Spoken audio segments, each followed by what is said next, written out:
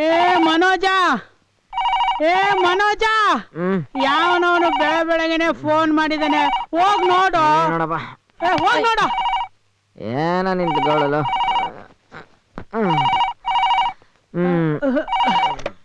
Hello, ನಾನು ಚಿತ್ರ. ಚಿತ್ರನಾ? What a surprise. ಏನ್ ಬೆಳಗ್ಗೆನೆ ಫೋನ್ ಮಾಡಿರೋದು? ಮಧ್ಯಾಹ್ನ 12 ಗಂಟೆಗೆ ಎಲ್ರೂ ಸ್ಯಾಂಕಿ ಟ್ಯಾಂಕ್ ಹತ್ರ ಬನ್ನಿ, ಹೇಳ್ತೀನಿ.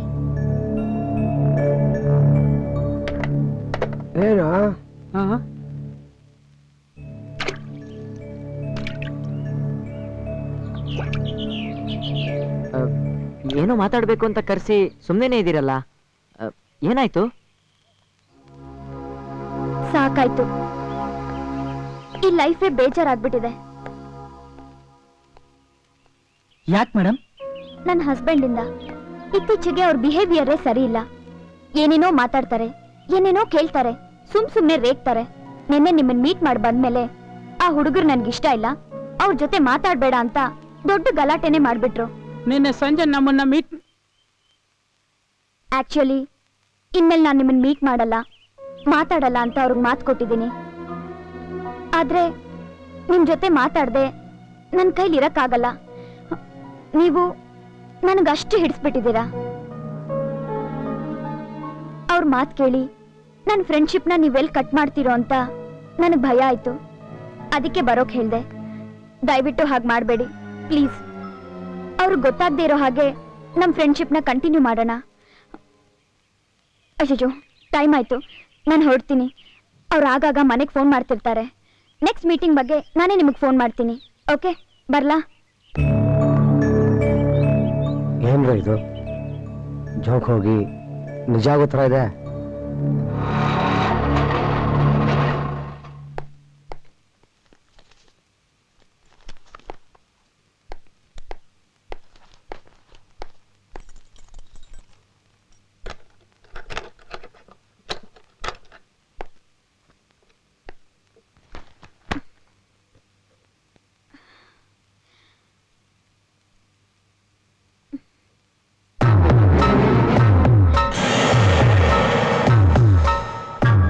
ಎಲ್ಲಿಗೆ ಹೋಗಿ ಬರ್ತಿದ್ಯಾ? ಯಾಕೋ ಬೇಜಾರಾಗಿತ್ತು, ಅದಕ್ಕೆ ಪಕ್ಕದಲ್ಲಿರೋ ಚರ್ಚ್ಗೆ ಹೋಗಿದ್ದೆ. ಅದೇನ್ ಹೊಸ ಅಭ್ಯಾಸ? ಕಾಲ ಸಂದರ್ಭಕ್ಕೆ ತಕ್ಕಂತೆ ಹೊಸ ಹೊಸ ಅಭ್ಯಾಸಗಳನ್ನ ಕಲಿಬೇಕಲ್ವಾ?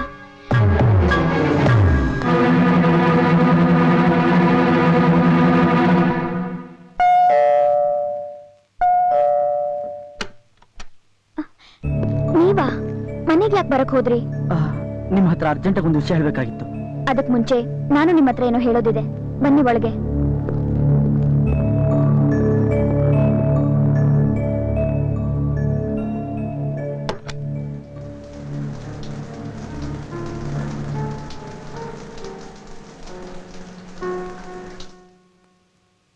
ನೀವು ಏನೇ ಅನ್ರೋ, ನಾವು ಮಾಡ್ತಾ ಇರೋದು ತಪ್ಪು ಅಂತಾನೆ ನನಗೆ ಅನಿಸ್ತಾ ಇದೆ. ಎಲ್ಲ ನನ್ನ ಮಗ ಪ್ರಸಾದ್ ಇದ್ದಾನೆ, ಅವನು ಮಾಡಿ ತಪ್ಪು ನಾವು ತಪ್ಪು ಮಾಡೋ ಹಾಗೆ ಮಾಡ್ತು. ಏಯ್, ನಮ್ದೇನೋ ತಪ್ಪು? ಹಂಗ್ ನೋಡಕ್ ಹೋದ್ರೆ ಚಿತ್ರ ದೃಷ್ಟಿಲಿ ನಾವು ಮಾಡ್ತಾ ಇರೋದೇ ಸರಿ.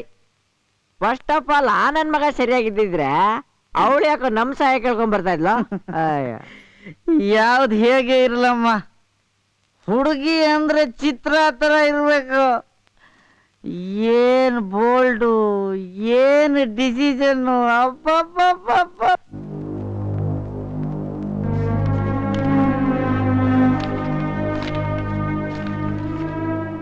ದೇವರೇ, ನಾನೊಂದು ತಪ್ಪು ಮಾಡುತ್ತಿದ್ದೇನೆ, ನನ್ನನ್ನು ಕ್ಷಮಿಸು.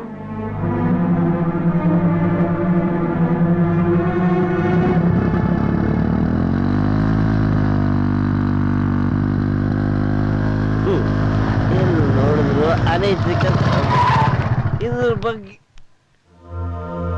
ನಮಸ್ಕಾರ ಸರ್. ಯಾಕೆ ಸರ್ ಬ್ರೇಕ್ ಹಾಕ್ಬಿಟ್ರಿ? ಹಾಗೆ ಬಿಟ್ಟಿದ್ರೆ ನಾನು ಸೀದಾ ಮೇಲೆ ಕೊಡೋಗ್ತಿದ್ದೆ. ಏನ್ ದಯಾನಂದ್, ನೀವಿನ್ನು ಕುಡಿಯೋದು ಬಿಟ್ಟಿಲ್ವಾ? ಸರ್, ನಾನು ಕುಡಿಯೋದು ಬಿಟ್ಟೆ ಅಂದ್ರೆ ಈ ಪ್ರಪಂಚನೇ ಬಿಟ್ಟೆ ಅಂತ ಅರ್ಥ. ನಾನು ಹೊರಡ್ತೀನಿ. ಇರಿ ಸರ್, ನಿಮಗೊಂದು ಇಂಪಾರ್ಟೆಂಟ್ ವಿಷಯ ಹೇಳ್ಬೇಕು.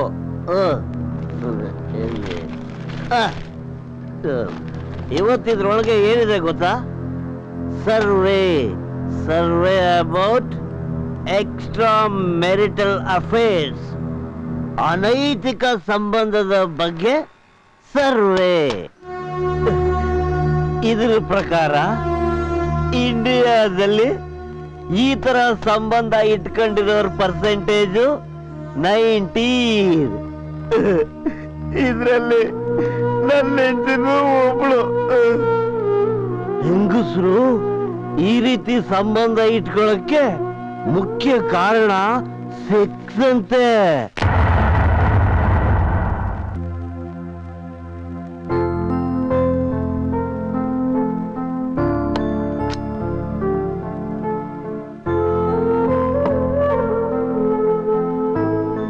ಯಾಕೆ ನಿದ್ದೆ ಬರ್ಲಿಲ್ವಾ?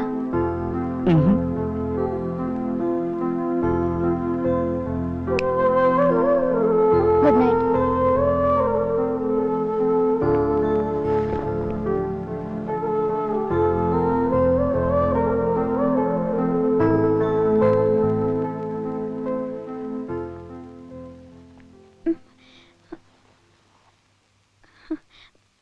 ಬೇಡ ಪ್ಲೀಸ್. Nothing will happen. ಏನೂ ಆಗಲ್ಲ. Come on. ಬೇಡ ರೀ ಪ್ಲೀಸ್, ಹೊಟ್ಟೆ ನೋವ್ತಾ ಇದೆ.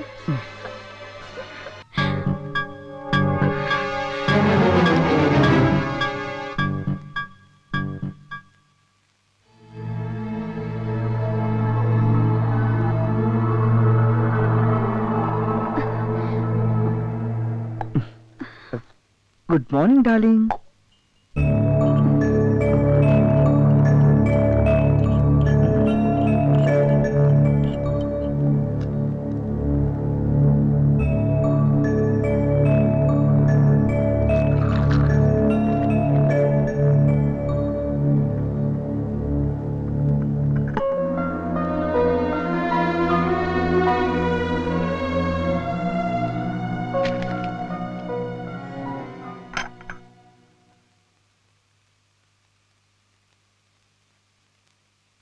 ಚಿತ್ರಾ, ನಾನ್ ಡ್ರೆಸ್ ಕೊಡ್ತೀಯಾ?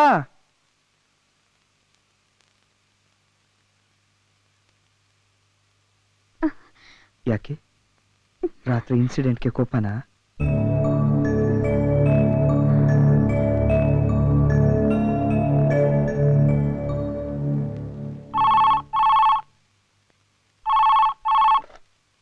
ಹಲೋ.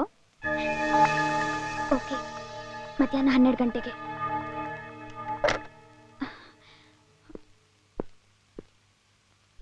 ಆಫೀಸ್ಗೆ ಹೋಗ್ತಾ ಇದ್ದೀನಿ, ಮಧ್ಯಾಹ್ನ ಫೋನ್ ಮಾಡ್ತೀನಿ. ಮನೇಲಿ ಇರಲ್ಲ ನಾನು. ಎಲ್ಲಿಗೆ ಹೋಗ್ತಾ ಇದೆಯಾ? ಸ್ವಲ್ಪ ಕೆಲಸ ಇದೆ, ಆಚೆ ಹೋಗ್ತಾ ಇದ್ದೀನಿ. ಏನ್ ಕೆಲಸ? ಸರಿ, ಸಂಜೆ ಬರ್ತೀನಿ.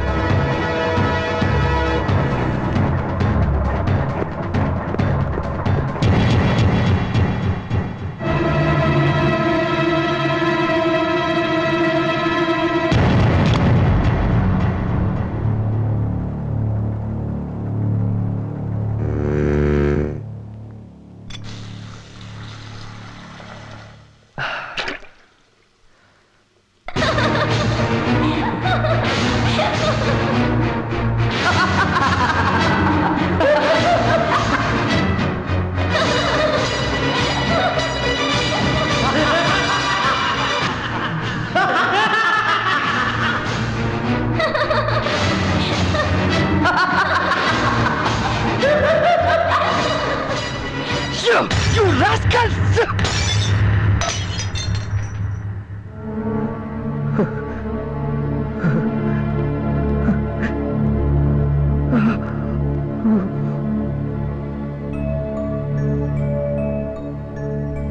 ಏಟ್ ಬಿದ್ದಿದ ತಕ್ಷಣ ಹಾಗೆ ಆಸ್ಪತ್ರೆಗೆ ಹೋಗುತ್ತಾನೆ. ಯಾಕೆ ಹೀಗೆಲ್ಲ ಮಾಡ್ತಿರೋ? ಸೆಪ್ಟಿಕ್ ಏನಾದ್ರೂ ಆಗ್ಬಿಟ್ರೆ? ಬನ್ನಿ ಫಸ್ಟ್ ಆಸ್ಪತ್ರೆಗೆ ಹೋಗೋಣ. ಬೇಡ, ನನ್ಗೇನಾಗಲ್ಲ ಬಿಡು. ನೀವ್ ಬೇಡ ಅಂದ್ರೂ ನಾನು ಕೇಳಲ್ಲ. ಬನ್ನಿ ಆಸ್ಪತ್ರೆಗೆ ಹೋಗೋಣ, ಬನ್ನಿ.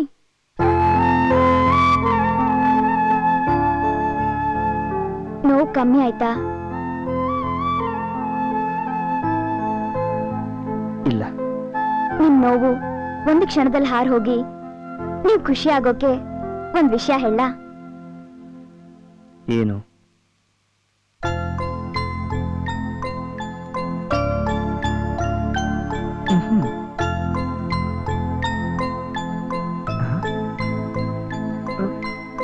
ಸ್ವೀಟ್ಸ್ ಯಾಕೆ? ನಾನು ತಾಯಿ ಆಗ್ತಾ ಇದ್ದೀನಿ, ಅದಕ್ಕೆ.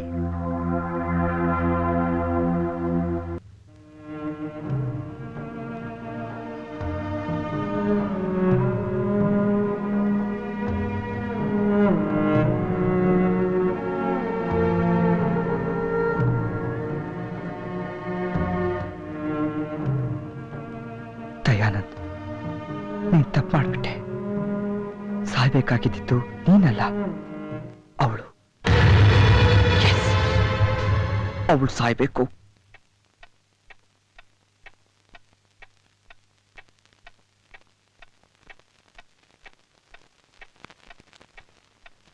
ಅಮ್ಮ,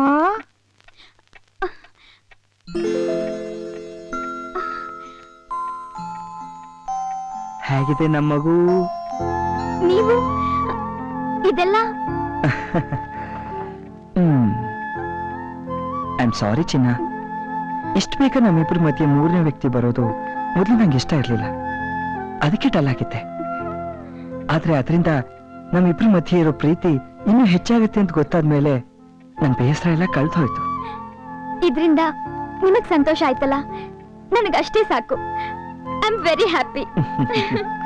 ಹಾ ಚಿನ್ನ, ನೀನ್ ಈ ಟೈಮ್ನಲ್ಲಿ ಹೇಗಿರ್ಬೇಕು, ಏನ್ ತಿನ್ಬೇಕು, ಏನ್ ಓದ್ಬೇಕು, ಏನ್ ಕೇಳ್ಬೇಕು ಅಂತ ಎಲ್ಲ ತಿಳ್ಕೊಂಡು ಅದನ್ನೆಲ್ಲ ತಂದಿದ್ದೀನಿ. ನೋಡಿಲಿ.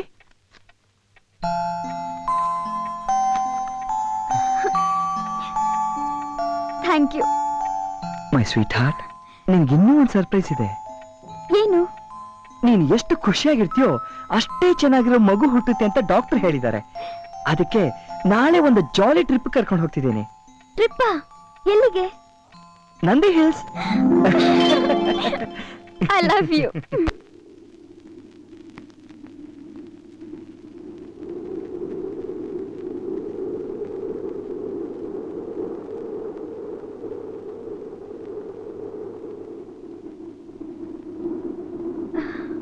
ಅಬ್ಬಾ, ಎಷ್ಟು ಆಳ ಇದೆ ಅಲ್ಲ.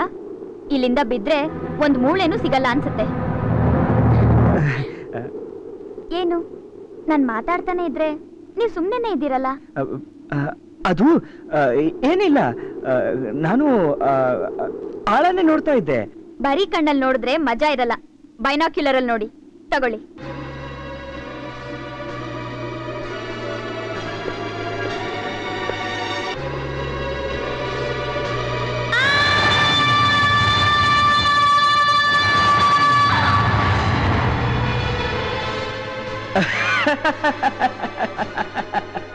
ಯಾಕೆ ನಗ್ತಿದ್ದೀರಾ?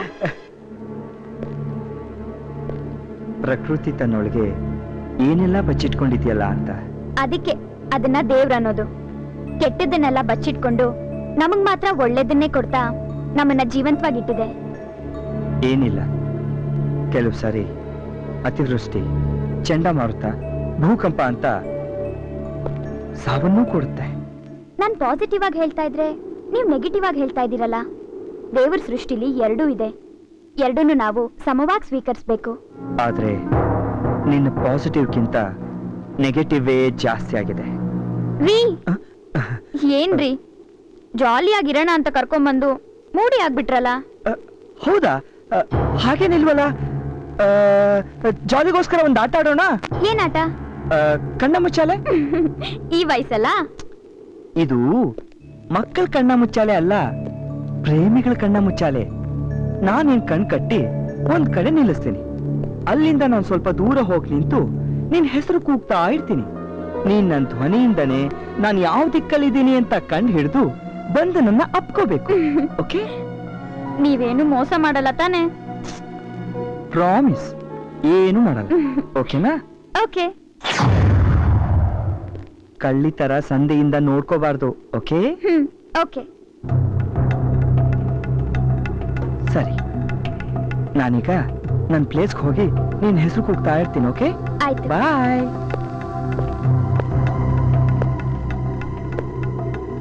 ಚಿತ್ರ, ಚಿತ್ರ, ಚಿತ್ರ darling.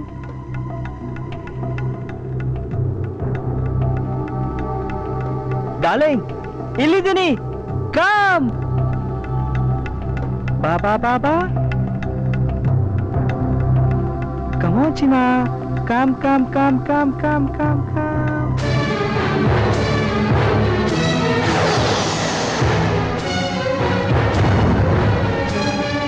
Bye, Chinu. Come on, Chitra, come on. Ha, ಹಾಗೆ ಬಾ. ಇನ್ನೆರಡೇ ಹೆಜ್ಜೆ. ಹಾಗೆ ಹಾಗೆ ಬಾ.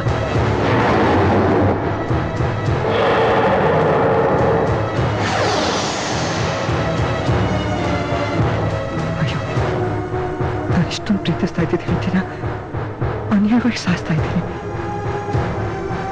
ಅವಳು ಸಾಯ್ಬಾರ್ದು, ಅವಳು ಬದುಕಿರ್ಬೇಕು.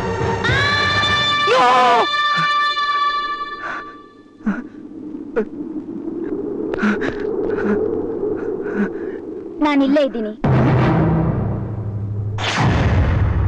ನೀವು ಪ್ಲಾನ್ ಮಾಡ್ದ ಹಾಗೆ ನಾನ್ ಕೆಳಗ್ ಬಿದ್ದು ಸತ್ತೋದೆ ಅನ್ಕೊಂಡ್ರ?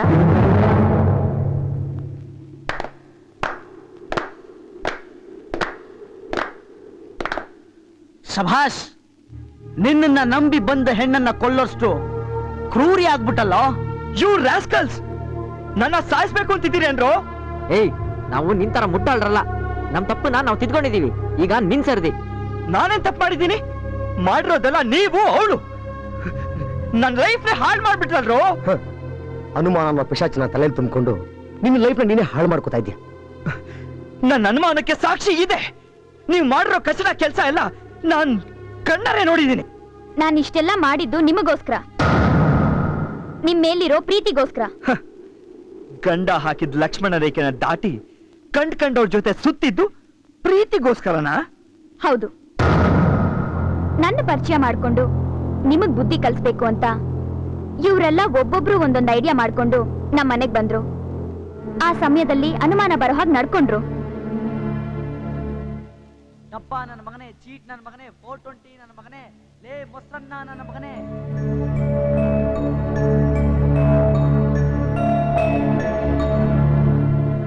ಆಗ್ಲೂ ಇವರೆಲ್ಲ ನಿಮ್ ಫ್ರೆಂಡ್ಸ್ ಇರ್ಬೋದು ಅನ್ನಿಸ್ತು. ಆದ್ರೆ ಯಾಕೆ ಒಬ್ರನ್ನೊಬ್ರು ಅವಾಯ್ಡ್ ಮಾಡ್ತಿದ್ದೀರಾ ಅನ್ನೋದು ನನಗ್ ಗೊತ್ತಾಗ್ಲಿಲ್ಲ. ಅವತ್ ನೀಲಾದ್ರಿ ಪಾರ್ಕ್ ನಲ್ಲಿ ನೀವೆಲ್ಲರೂ ಒಟ್ಟಿಗೆ ಭೇಟಿಯಾಗೋ ಅವಕಾಶ ಸಿಕ್ಕಿದಾಗ ನೀವ್ ಅವಾಯ್ಡ್ ಮಾಡ್ಕೊಂಡ್ರಿ. ಅಷ್ಟೇ ಅಲ್ದೆ ನನ್ನೂ ಅವಾಯ್ಡ್ ಮಾಡು ಅಂತ ಹೇಳಿದ್ರಿ. ಕಾರಣ ಕೇಳಿದ್ರೆ ಹೊಡೆದೇ ಬಿಟ್ರಿ. ನನಗೂ ಹಠ ಜಾಸ್ತಿ ಆಯ್ತು. ನಿಮ್ ಮಧ್ಯೆ ಏನಿದೆ ಅಂತ ತಿಳ್ಕೊಳ್ಳೇಬೇಕು ಅಂತ ಒಂದ್ ಗೇಮ್ ಪ್ಲೇ ಮಾಡ್ದೆ. ನಿಮ್ ಬಗ್ಗೆ ಇವ್ರ ಹತ್ರ ನೆಗೆಟಿವ್ ಆಗಿ ಹೇಳಿ ಇವ್ರ ಮೇಲೆ ನನಗಿಷ್ಟ ಇರೋ ತರ ಹೇಳ್ದೆ. ಆ ನನ್ ಪ್ಲೇಗೆ ಇವ್ರೆಲ್ಲ ಸಿಕ್ಕಾಕೊಂಡ್ ಒದ್ದಾಡಿ ಕೊನೆಗ್ ನನ್ನ ಹತ್ರನೇ ಬಂದ್ರು. ಅರ್ಜೆಂಟ್ ವಿಷಯ ಅಂದ್ರಲ್ಲ, ಏನ್ ಹೇಳಿ?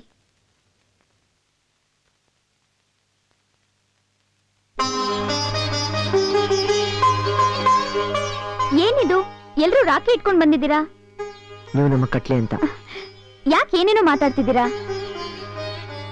ಅದು ಆಕ್ಚುಲಿ ನಾವೆಲ್ಲ ನಿಮ್ಮ ಯಜಮಾನ್ರಿಗೆ ಕ್ಲೋಸ್ ಫ್ರೆಂಡ್ಸು. ಹೌದಾ? ಹೌದು. ಅವನ ನಮ್ಮ ಬಗ್ಗೆ ಏನೋ ತಪ್ಪು ಕಲ್ಪನೆಗಳನ್ನ ಇಟ್ಕೊಂಡು ನಮ್ಮನ್ನ ಮದುವೆ ಕರೀಲಿಲ್ಲ. ಅದಕ್ಕೆ ಅವನಿಗೆ ಬುದ್ಧಿ ಕಲಿಸ್ಬೇಕು, ರೇಗಿಸ್ಬೇಕು ಅಂತ ಹೇಳಿ ಅವನಿಗೆ ಗೊತ್ತಿಲ್ಲದ ಹಾಗೆ ನಿಮ್ ಫ್ರೆಂಡ್ಶಿಪ್ ಮಾಡ್ಕೊಂಡ್ವಿ. ಆದ್ರೆ ಆ ಫ್ರೆಂಡ್ಶಿಪ್ ಈ ಲೆವೆಲ್ಗೆ ಬರುತ್ತೆ ಅಂತ ನಾವು ಅನ್ಕೊಂಡಿರ್ಲಿಲ್ಲ. ಈ ಲೆವೆಲ್ಗೆ ಅಂದ್ರೆ ಯಾವ ಲೆವೆಲ್ಗೆ? ಅದೇ ನಿಮ್ಗೆ ಗಂಡಂಗಿಂತ ನಾವಿಷ್ಟ ಅನ್ನೋ ಲೆವೆಲ್ಗೆ. ಓಹೋ ಅದ್ ಸರಿ, ನಮ್ ಯಜಮಾನ್ರು ನಿಮ್ ಬಗ್ಗೆ ತಪ್ಪು ಕಲ್ಪನೆ ಇಟ್ಕೊಂಡು ಮದ್ವೆ ಕರೀಲಿಲ್ಲ ಅಂದ್ರಲ್ಲ, ಅದೇನ್ ಹಾಗಂದ್ರೆ? ಹುಡುಗಿರ್ ವಿಷಯದಲ್ಲಿ ನಾವು ಸ್ವಲ್ಪ ಫ್ಲೆಕ್ಸಿಬಲ್ ಆಗಿದ್ವಿ. ನಮ್ ಜೊತೆ ಇದ್ದಾಗ ಅವನು ಎಷ್ಟೋ ಸಲ ರೇಗ್ಸಿದೀವಿ. ಆದ್ರೆ ಬ್ಯಾಚುಲರ್ಸ್ ಲೈಫ್ ಅಂದ್ಮೇಲೆ ಅದೆಲ್ಲ ಕಾಮನ್ ಅಲ್ವಾ? ಬ್ಯಾಚುಲರ್ಸ್ ಲೈಫ್ ಅಲ್ಲಿ ಅದೆಲ್ಲ ಕಾಮನ್ ಅಂತ ಅಷ್ಟು ಕೂಲಾಗಿ ಹೇಳ್ತಿದಿರಲ್ಲ. ನೀವು ಮದ್ವೆ ಆಗೋ ಹುಡುಗಿ ಅಷ್ಟೇ ಫ್ಲೆಕ್ಸಿಬಲ್ ಆಗಿದ್ರೆ ನೀವ್ ಒಪ್ಕೋತೀರಾ? ಹುಡುಗಿ ವರ್ಜಿನ್ ಆಗಿರ್ಬೇಕು ಅಂತ ನೀವ್ ಹೇಗೆ ಎಕ್ಸ್ಪೆಕ್ಟ್ ಮಾಡ್ತಿರೋ ಹಾಗೆ ಹುಡುಗಾನು ವರ್ಜಿನ್ ಆಗಿರ್ಬೇಕು ಅಂತ ಪ್ರತಿಯೊಂದು ಹುಡುಗಿನೂ ಎಕ್ಸ್ಪೆಕ್ಟ್ ಮಾಡ್ತಾಳೆ. ಗಂಡ್ಸು ಅಂತ ಫ್ರೀಡಮ್ ಇದೆ ಅಂತ ಅಂತದನ್ನೆಲ್ಲ ತೀರಾ ಕಾಮನ್ ಅಂತ ಅನ್ಕೊಳ್ಳೋದು ತಪ್ಪು. Sorry sister. ಪ್ರಸಾದ್ ಬಂದ ತಕ್ಷಣ ಅವನ್ಗೆಲ್ಲಾ ವಿಷಯನೂ ತಿಳಿಸಿ ಅವನ ಅನುಮಾನನ ಹೋಗ್ಸೋಣ. ಬೇಡ ಬೇಡ, ಅವ್ರು ನಿಮ್ಮನ್ನ ಅನುಮಾನ ಪಟ್ಟಿರೋದು ಅಷ್ಟೇ ಅಲ್ಲ, ನನ್ನೂ ಅನುಮಾನ ಪಟ್ಟಿದ್ದಾರೆ. ಇದಕ್ಕೆಲ್ಲ ಕಾರಣ ಅವ್ರಿಗಿರೋ ಅನುಮಾನ ಅನ್ನೋ ಖಾಯಿಲೆ. ಅದು ಬರೀ ನಿಮ್ ವಿಷಯಕ್ಕೆ ಮಾತ್ರ ಸೀಮಿತವಾಗಿಲ್ಲ, ಪ್ರತಿಯೊಬ್ಬರ ವಿಷಯದಲ್ಲೂ ಅವ್ರು ಹಾಗೆ ಅನುಮಾನ ಪಡ್ತಾರೆ. ಈ ಖಾಯಿಲೆನ ಹೀಗೆ ಬಿಟ್ರೆ ಮುಂದೆ ದೊಡ್ಡ ಅನಾಹುತಗಳೇ ಆಗಬಹುದು.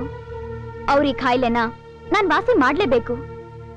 ಅದಕ್ಕೆ ನನಗೆ ನಿಮ್ ಸಹಾಯ ಬೇಕು. ಅದೇನ್ ಹೇಳಿ ಸಿಸ್ಟರ್, ನಮ್ ಸ್ನೇಹಿತನಿಗೆ ಒಳ್ಳೇದಾಗುತ್ತೆ ಅಂದ್ರೆ ನಾವೇನ್ ಬೇಕಾದ್ರೂ ಮಾಡ್ತೀವಿ. ಬೇಕು ಅಂತಾನೆ ಅವ್ರಿಗೆ ಗೊತ್ತಾಗೋ ಥರ ನಮ್ ಫ್ರೆಂಡ್ಶಿಪ್ ನ ಕಂಟಿನ್ಯೂ ಮಾಡೋಣ. ಅವ್ರೆಷ್ಟು ಅನುಮಾನ ಪಡ್ತಾರೋ ಪಡ್ಲಿ, ಯಾವತ್ತದ ಅವ್ರನ್ನ ಅತಿಯಾಗಿ ಕಾಡೋಕ್ ಶುರು ಮಾಡತ್ತೋ ಅವತ್ತು ಅವರೇ ಬಂದು ಅವ್ರ ಅನುಮಾನಗಳನ್ನ ನಮ್ಮ ಹತ್ರ ಹೇಳ್ತಾರೆ. ಆಗ ನಮ್ ಮಧ್ಯೆ ಏನ್ ಸಂಬಂಧ ಇದೆ ಅಂತ ಅವ್ರಿಗೆ ಗೊತ್ತಾದ್ರೆ ಅವ್ರ ಅನುಮಾನದ ಗುಣದ ಬಗ್ಗೆ ಅವ್ರಿಗೆ ನಾಚಿಕೆ ಆಗತ್ತೆ. ನೀವ್ ನನಗ್ ಡೈರಿ ಗಿಫ್ಟ್ ಮಾಡಿ ರೆಗ್ಯುಲರ್ ಆಗಿ ಬರೀಲೇಬೇಕು ಅಂತ ಹೇಳಿದ್ರಿ.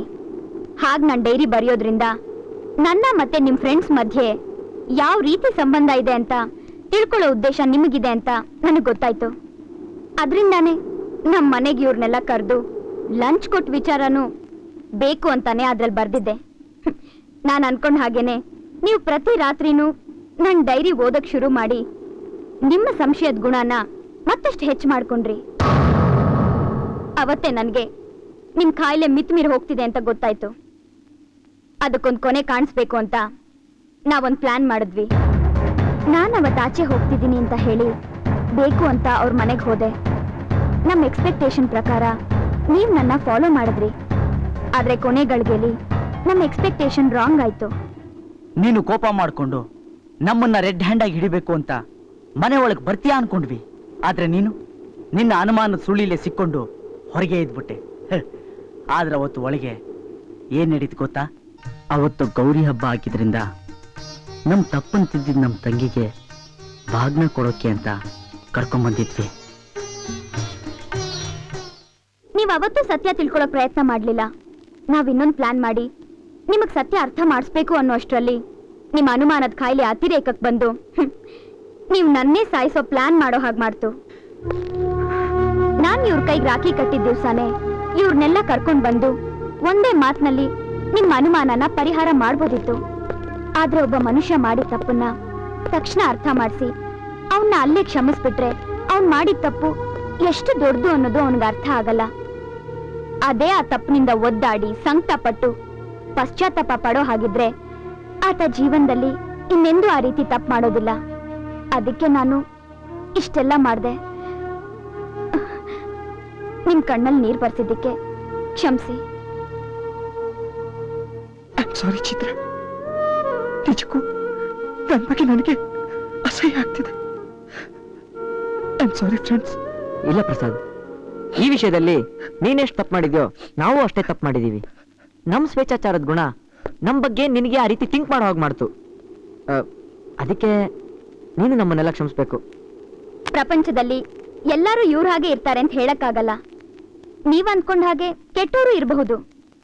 ಒಬ್ಬ ಮನುಷ್ಯನ ವ್ಯಕ್ತಿತ್ವದ ಬಗ್ಗೆ ಬರೀ ಅವನ್ ಮಾತು ನಡತೆಯಿಂದಾನೆ ತೀರ್ಮಾನಕ್ಕೆ ಬರೋದು ತಪ್ಪು.